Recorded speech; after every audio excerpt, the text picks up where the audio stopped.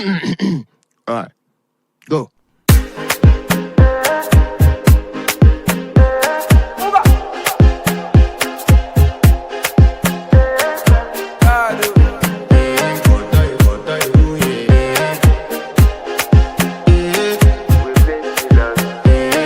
To flex my love, I want to impress, and I want to carry my love away to a place she loves.